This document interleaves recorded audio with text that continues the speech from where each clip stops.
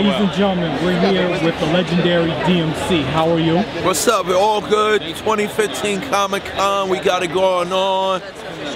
Here, debuting issue number 2 from the D.M.C. Comics universe. Us here a year ago with issue number 1. It did good. Happy to be received and respected by the comic book community. I want to give out a publication in Stories with Integrity that is a celebration and a tribute to comic book culture that made me the king of all MCs. The secret is comic books.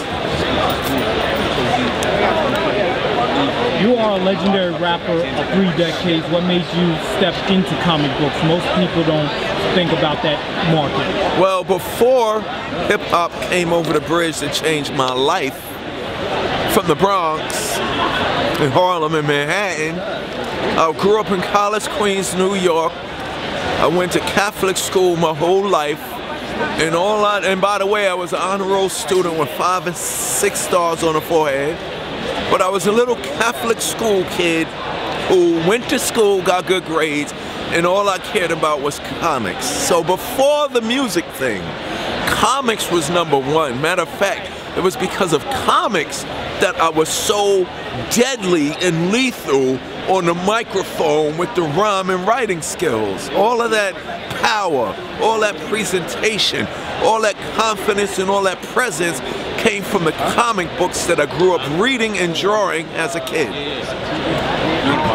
You have 3 comics out right now. Tell us the concept of your story.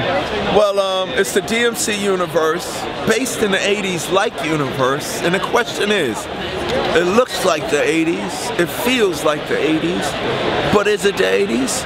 It could be the future, maybe it could be the past, maybe it could be the present. But it's based in the 80s like universe because the 1980s, musically, artistically, creatively, was one of the most influential, inspirational, motivational decades ever. You had punk rock, you had hip hop, you had artists like Keith Haring and Basquiat. You had Run D.M.C, the Beastie Boys, Blondie, the Ramones. You even had Michael Jackson. So we put it in the 80s like universe because that was the thing that instilled the creativity and inspiration in me. You know what I'm saying? And old school is not a time period. It's a feeling that is eternal.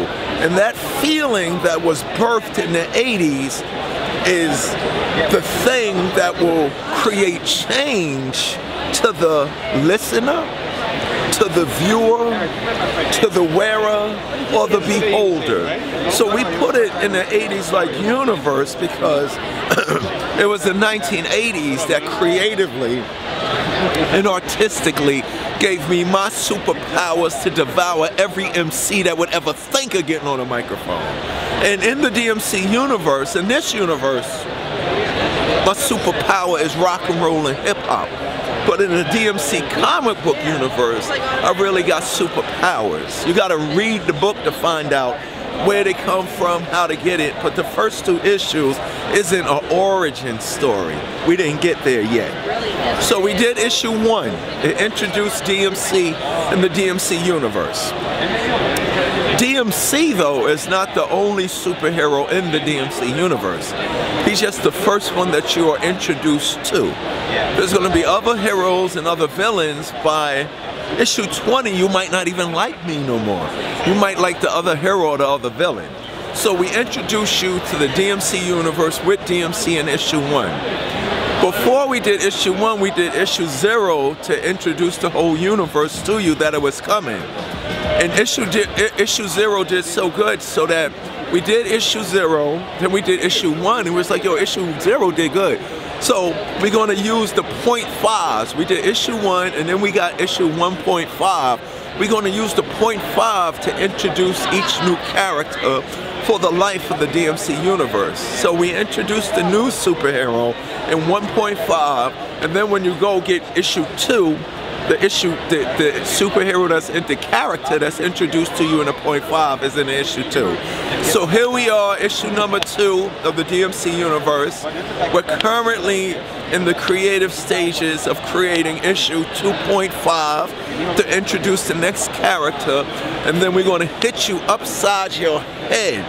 Your creative, imaginative, adventurous comic book head will get rocked when issue 3 drops from the DMC universe. So we on our way. The whole plan is not to just do a comic book and then it goes away in a year or two. We are out to do what DC and Marvel is doing. And in a short amount of time, this took you beyond Comic-Con. You've been to Wisconsin, California. Yes, all over. No, all of I'm getting ready to go to UK. Yeah, globally. I'm getting a global reaction that is only very humbling, but everything that I do and did with my music, I'ma do with the DMC graphic novel comic book. If you thought King of Rock was something, if you thought Rockbox, if you thought Tricky was something, you ain't seen nothing yet. But you're about to see it all in something that you could hold in your hand and read for all ages, which is the DMC graphic novel comic book. Take a look. Where can we get this fine comic? The DMC comic books are available anywhere comic books is sold. You can go online, and it's available globally. That's a beautiful thing, globally. Now I gotta ask this Run DMC question. This is more on the production end. Yes. Back in the 80s, how was you clearing samples like Bob James? How was you pulling that off? Oh, you have your lawyer reach out to his people and clear, can we use your record so you don't get sued? A lot of people didn't reach out and get clearances, so you know, they got sued, and then they had to pay a fee for doing it without getting permission. So we would always clear out samples. If you use somebody's stuff, yes, but it's only right to give them what's theirs and give them credit. Now, how do you feel about your music continuing its legacy today? Now, other people sample your music. Oh, it's a beautiful. And I could go on and on. I mean, it's a beautiful thing. It means when your music is sampled, it means that your music means something to people.